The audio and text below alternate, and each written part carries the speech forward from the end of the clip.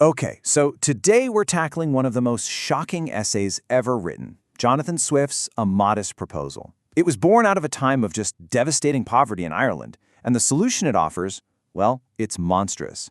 But here's the thing.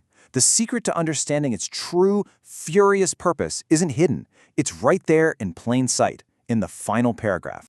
So Swift comes out and lays out this absolutely horrifying suggestion, and he does it with a completely straight face. He says, to solve the crushing poverty in 18th century Ireland, the poor should just sell their one-year-old babies to the rich as food. Yeah, he even gives recipes and calculates the profits, all with the calm, detached tone of an accountant.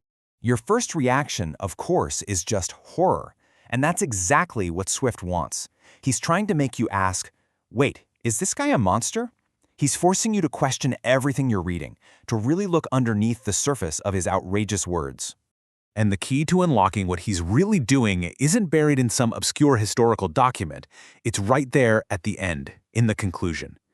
This is the moment where Swift finally pulls back the curtain on his elaborate and very angry piece of political theater. You see, the ending isn't just a way to wrap things up. It's a very deliberate reveal. Swift wants to make absolutely certain that no reader, no matter how disturbed they are by his proposal, misses the huge moral point he's been building towards this whole time. So how does he do it? Well, the ending gives us three crystal clear revelations that totally expose the whole essay as a brilliant and furious satire. Let's break them down one by one. First off, the narrator, this cold, calculating economist persona that Swift has been hiding behind, suddenly tries to prove how objective he is. He goes out of his way to distance himself from his own monstrous plan, and that move is a dead giveaway that we're not supposed to take any of this seriously. And here's how he does it. The narrator claims he can't possibly profit from this scheme because, his youngest kid is already 9 and his wife is past childbearing age. This is Swift literally winking at you, the reader. It's such an absurd way to establish credibility that it just shatters the whole illusion. He's basically saying, come on, this was never meant to be taken literally. And then, bam, the second big reveal hits. After spending the entire essay detailing this grotesque, cannibalistic plan, the narrator suddenly lists a bunch of perfectly reasonable, humane, and practical solutions to poverty, only to sarcastically dismiss them as totally unrealistic. This right here is the heart of his argument. He lists all these common-sense ideas like taxing landlords who don't live in the country, buying local goods, and rejecting foreign luxuries. The very things people had been suggesting for years. By having his narrator just wave them all away, Swift is practically screaming that the problem isn't the lack of ideas. It's a complete and total moral failure to act on them.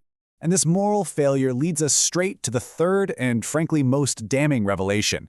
Swift exposes the deep, ugly hypocrisy of the powerful people who are actually benefiting from all this inaction.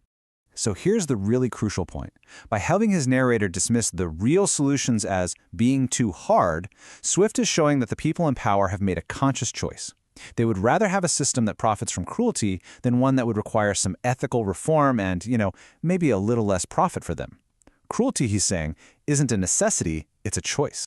But Swift doesn't just stop there. He doesn't just rely on these revelations. He also makes a really dramatic shift in his style, a change in tone that makes his point absolutely undeniable. In these final lines, Swift uses a technique you could call transparent irony. Basically, the satirical mask he's been wearing this whole time suddenly becomes see-through. He stops pretending to be this heartless economist and lets his own voice, his own moral outrage, come roaring through. And this is his masterstroke. He's lured you in with shock and horror, and now, right at the very end, he steps out from behind the curtain to point a finger directly at his real targets, the landlords, the politicians, and anyone in society who's just letting this suffering happen. And that brings us to the ultimate point of the essay.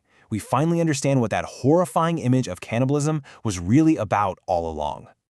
The shock of cannibalism was a weapon, and it was chosen very carefully. It wasn't just there for shock value. No, it was a metaphor for a real-world horror that society was already committing, a horror they had just learned to ignore. I mean, just look at the direct parallel Swift was drawing. He's arguing that wealthy landlords were already devouring their tenants with impossibly high rents that ate up all their resources. The powerful were already treating the poor like a commodity, like a resource to be used up and thrown away. The cannibalism just made this quiet economic violence literal and totally impossible to ignore. And that is the ultimate takeaway. This single idea says it all. The essay isn't a proposal at all. It's an act of profound social shaming. Swift is holding up a mirror so grotesque, so horrifying, that society is forced to look at the ugliness of its own accepted practices. And that leaves us with a final, timeless question. Swift forces us to ask ourselves, if this fake, satirical proposal for cruelty shocks us to our core, then why aren't we more shocked by the real, systemic cruelty we see or accept in the world around us? It's a question that is just as relevant today as it was almost 300 years ago.